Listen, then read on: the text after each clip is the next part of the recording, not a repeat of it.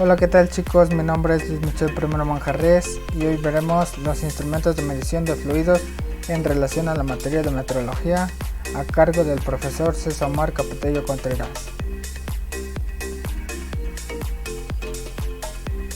Como primer concepto tenemos lo que viene siendo flujo, y flujo se refiere a la relación que existe entre la masa y el volumen, o bien sería la cantidad de masa del fluido que fluye a través de una tubería en un segundo, refiriéndose a la densidad de un cuerpo.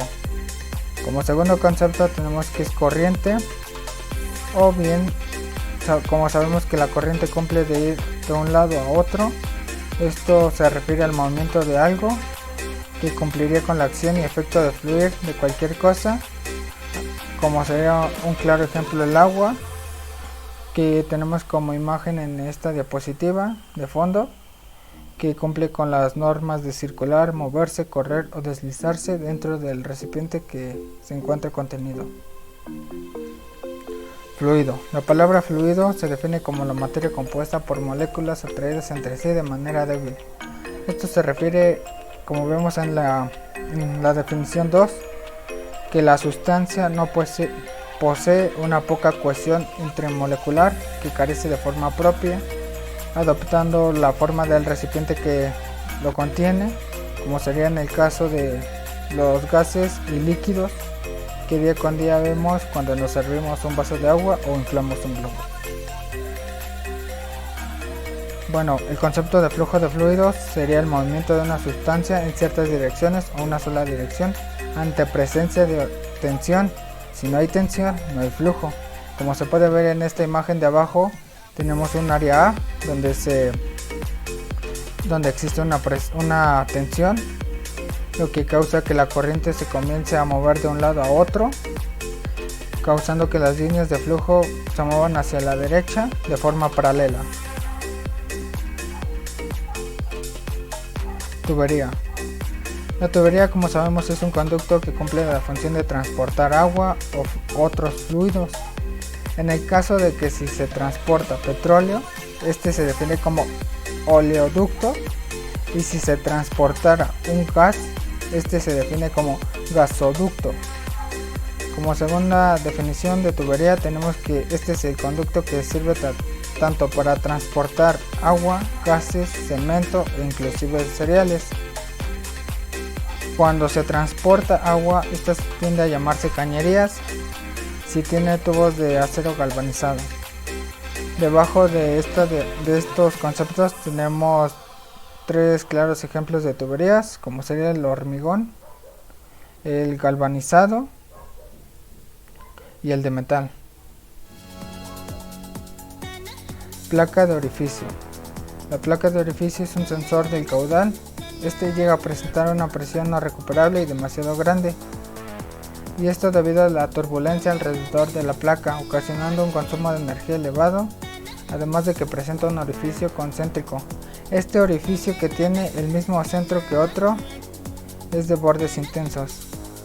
Debajo del concepto tenemos un claro ejemplo de dónde se puede ubicar la placa de orificio en el tubo de flujo.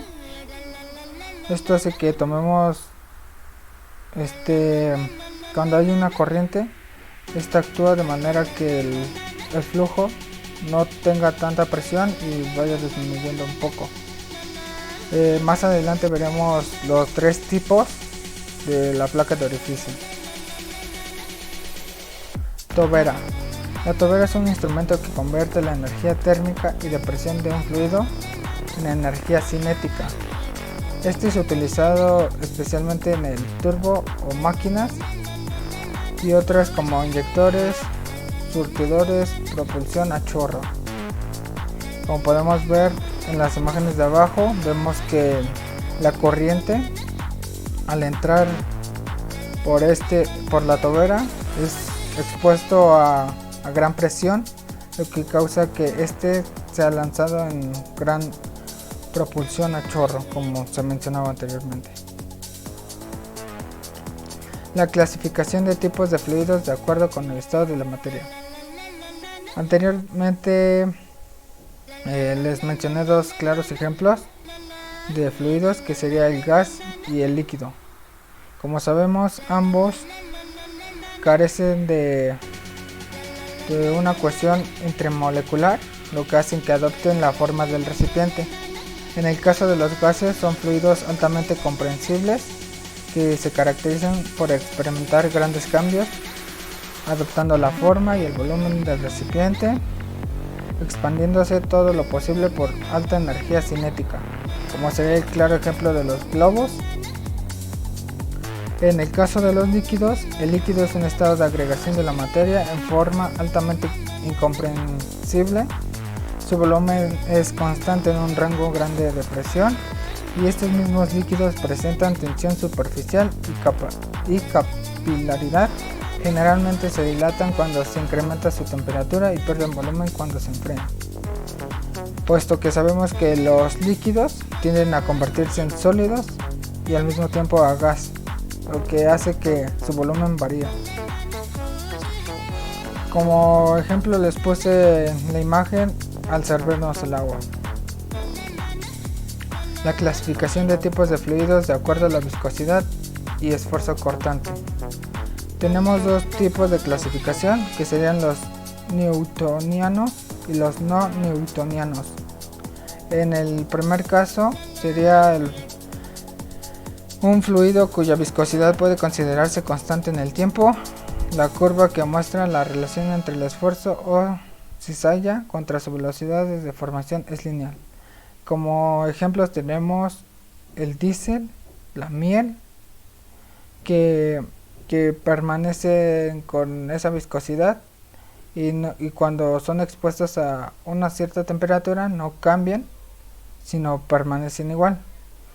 Más sin en cambio, en los no newtonianos, que son aquellos fluidos cuya viscosidad varía con la temperatura y la tensión cortante que se le aplica, sería el resultado de un fluido no newtoniano que no tiene un valor de viscosidad definido y no es constante.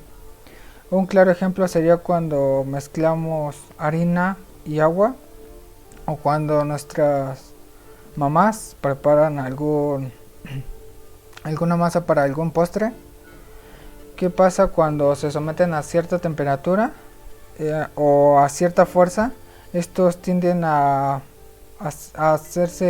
moldarse con un estado sólido, pero cuando se sueltan y se dejan de mover, estos tienden a un estado líquido o viscoso.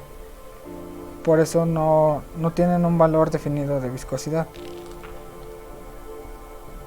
Bueno, como otra clasificación de fluidos tenemos a los tipos de acuerdo con la velocidad de flujo regido por el número de Reynolds. Existen tres tipos, que son los laminares menores a 2000. Estos se caracterizan por el movimiento de las partículas del fluido cuando se producen siguiendo trayectorias bastante regulares, separadas y perfectamente definidas, dando la impresión de que se tratan de láminas o capas más o menos paralelas entre sí. Como segunda clasificación tenemos la transición, que va de 2000 a menores de 4000. Dentro de esta clasificación no se sabe con exactitud qué tipo de fluido predomina más, ya que se comporta como fluido laminar y turbulento.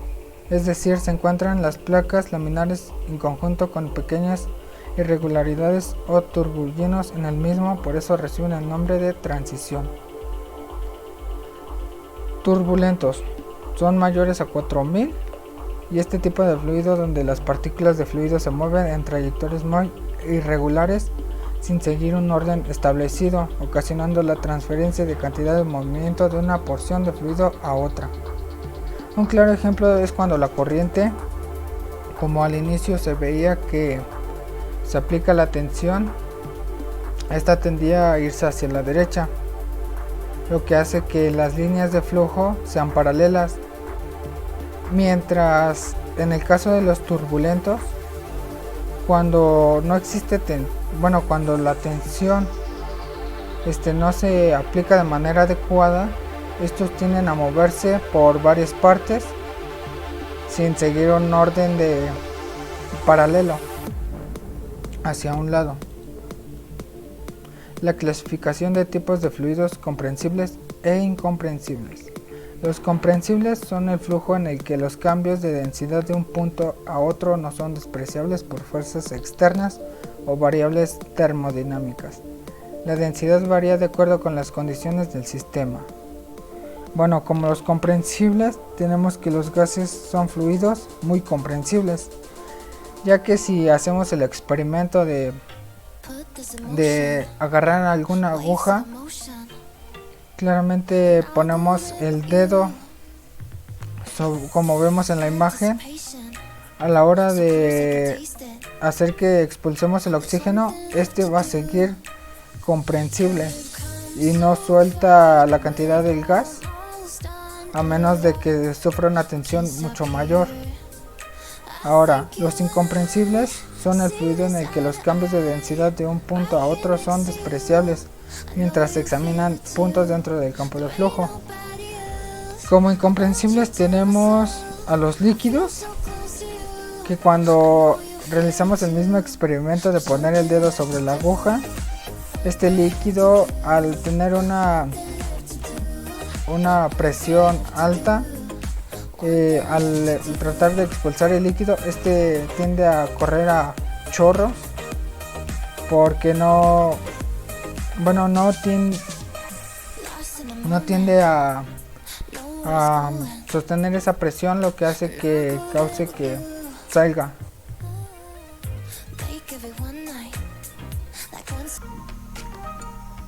Bueno, como unidades de medición tenemos dentro del flujo de fluidos que existen tres formas.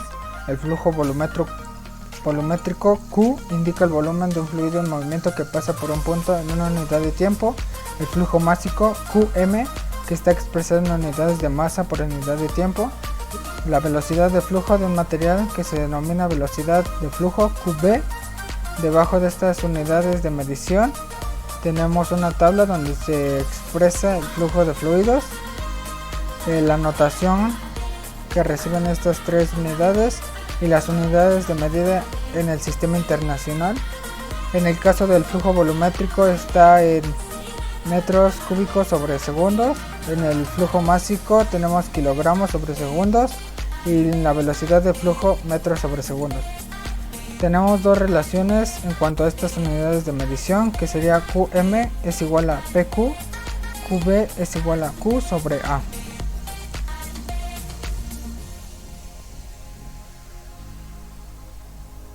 Bueno, abriéndonos paso a los instrumentos de medición de fluidos, tenemos como primer instrumento el tubo de Venturi, que es un dispositivo que origina una pérdida de presión al pasar por un fluido. La finalidad de este es reducir la pérdida global de presión en un medidor. Su eliminación no tendrá efecto sobre el coeficiente de descarga y la presión que se detecta a través de una serie de agujeros en la admisión y la garganta. Aquí vemos en esta imagen un diseño sobre este tipo de instrumento del tubo de Venturi, donde se encuentran las partes de este mismo. Bueno, como primer parte tenemos el diámetro de la tubería, la sección de entrada por donde pasa la corriente, la toma de alta presión donde se aplica para que la corriente siga hacia el lado, el diámetro de garganta, la sección de la garganta, la toma de baja presión y la sección de salida para que la corriente salga.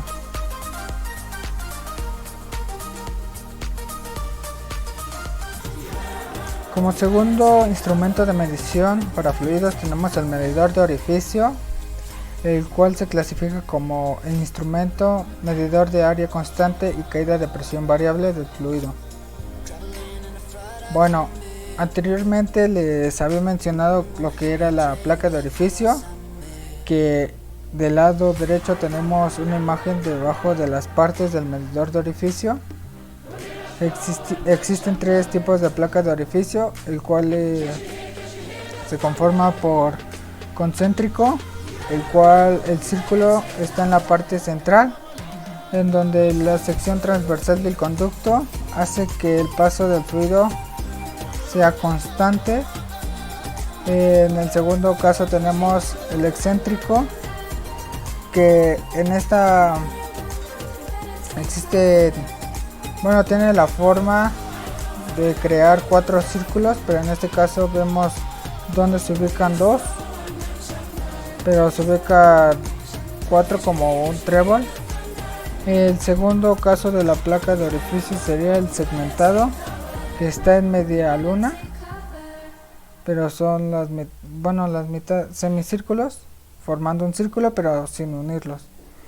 Entre las partes del medidor de orificio tenemos la toma AD, las tomas en las bridas, las tomas en ángulo, la placa de orificio, la toma D/2 y el plano de vena contraída, donde la corriente va pasando de aquí de forma paralela.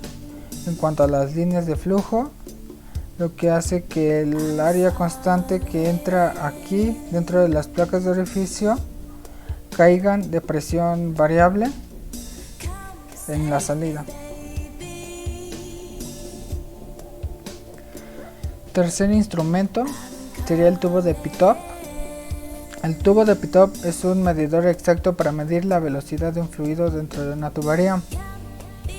Este permite medir precisiones dinámicas y con este mismo se pueden encontrar la velocidad del fluido.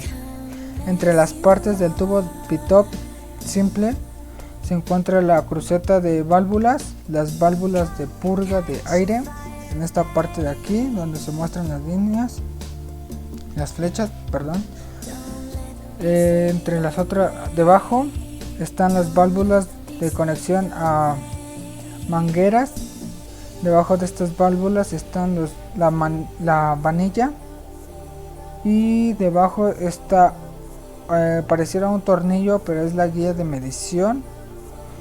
También está el anillo fijador, la tuerca de conexión, el anillo de bloqueo, el soporte de la escala graduada, el tapón protector de los orificios.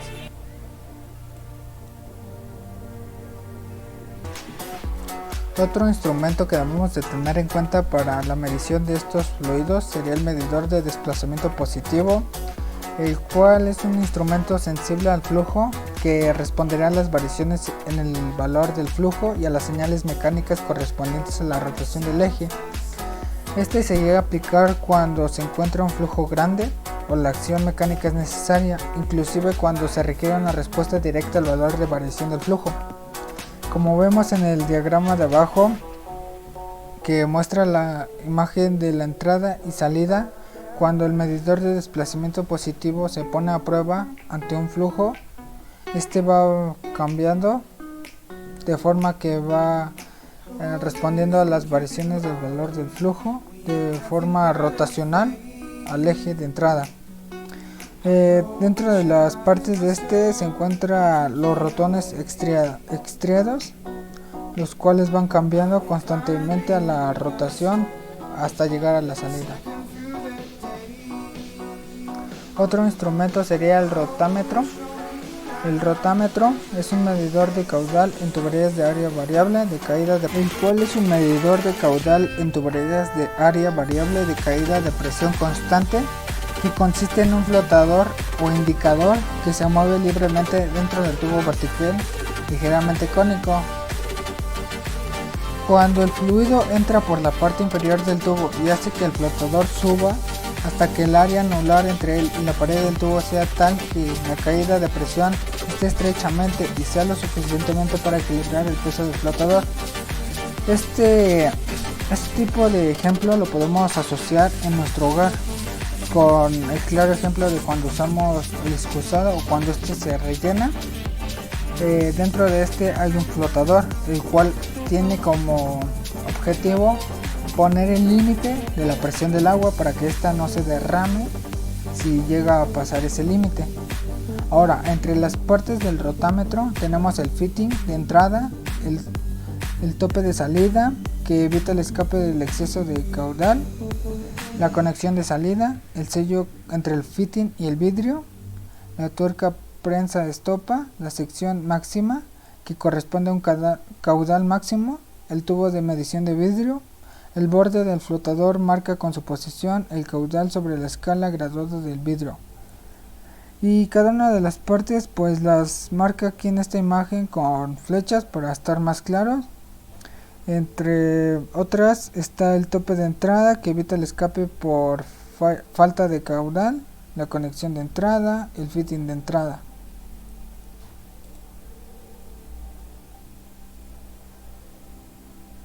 El fluxómetro de turbina.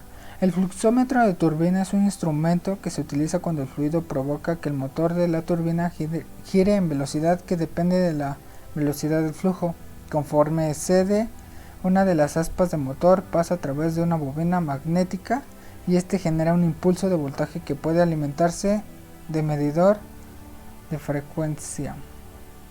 El fluxómetro, en esta imagen se pueden ver cada una de las partes, la palanca de acción, la cámara de descarga, el cuerpo de la válvula, el acoplador de la pieza, la entrada de agua, que es donde va a entrar toda la corriente, la tapa inferior, la cámara de presión y la válvula de alivio.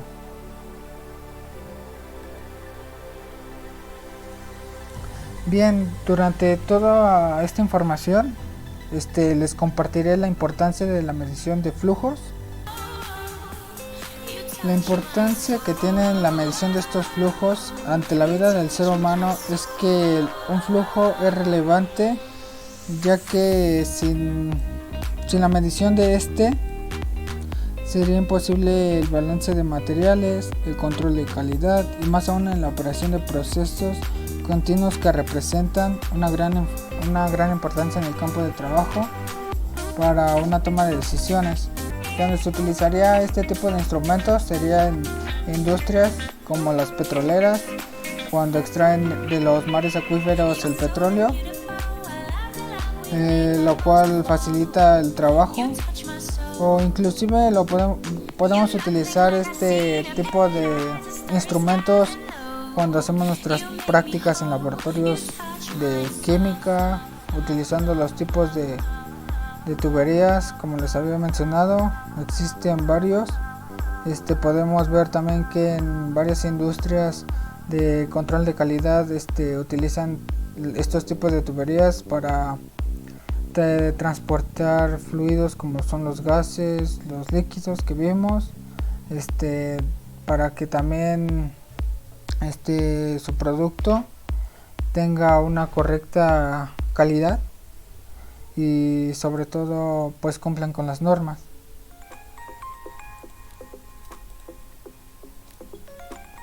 Y bueno, esto sería todo por este video. Nos vemos en el próximo y pues gracias por su atención. Chao.